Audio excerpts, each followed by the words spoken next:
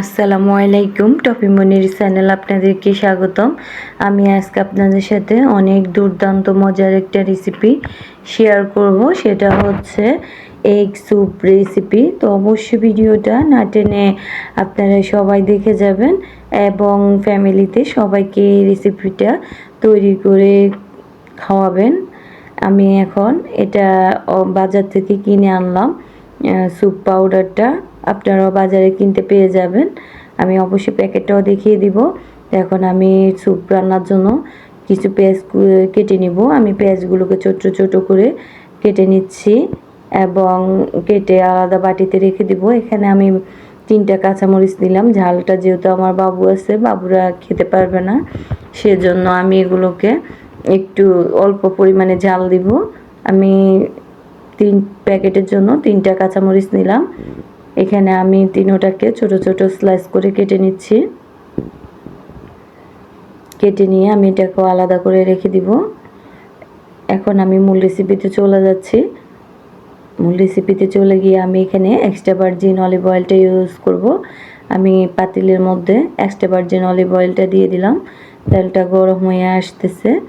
আমি অ্যাড করে দিব পেঁয়াজ কুচানো। পেঁয়াজগুলো কুচানো অ্যাড করে দিলাম।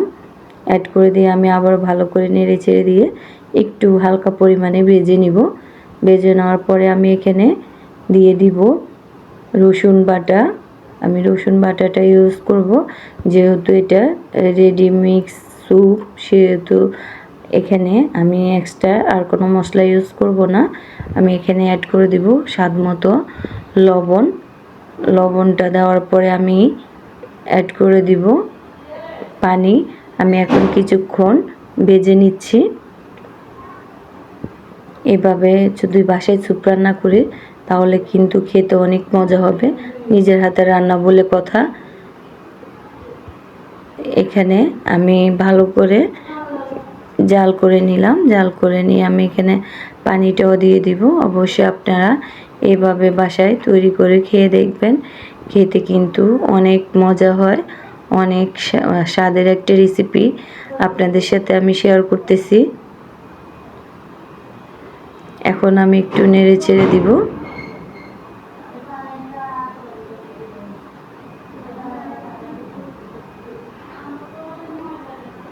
নেড়ে ছেড়ে দিয়ে এখানে দিয়ে দিব পানি।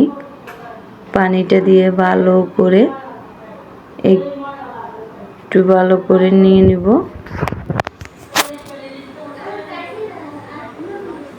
এখানে আমি সম্পূর্ণ রান্না করার জন্য পানিটা দিয়ে দিব।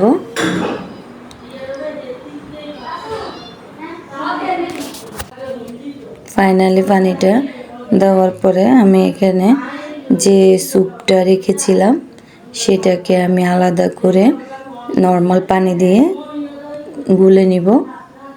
গুলে রান্না করে নিব। কিন্তু অনেক সহজ, বেশি কঠিনও না। আপনারা চাইলে নিজের হাতে নিজের বাসায় এই রেসিপিটা রান্না করে খেতে পারেন। এখন আমি ঢাকনা দিয়ে ঢেকে দিলাম। মশলাগুলো একটু জাল করার পরে আমি স্যুপটা অ্যাড করব। এখানে আমি একটা ডিমকে ভালো করে কাঁটা চামচ দিয়ে ফেটিয়ে নিলাম। আমি ম্যাগি হেলদি স্যুপটা নিয়ে নিলাম।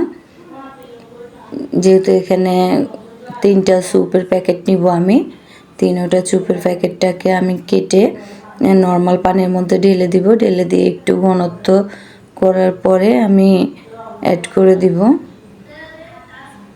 একটু ভালো করে আমি নেড়ে ছেড়ে নিব এটাকেও কাঁটা চামচ দিয়ে।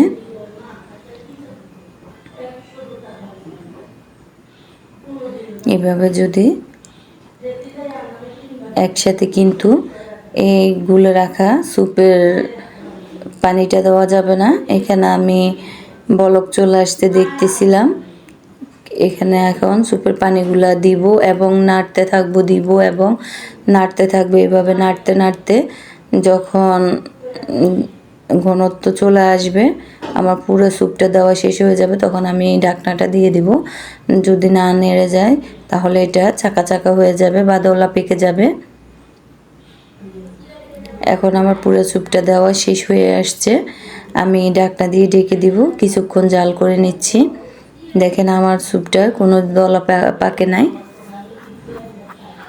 এখন আমি দিয়ে দিচ্ছি স্বাদে ম্যাজিক মশলাটা। স্বাদে ম্যাজিক মশলাটা ইউজ করলাম এখানে টেস্টটা ভালো আসার জন্য বা ফ্লেভারটা ভালো আসার জন্য।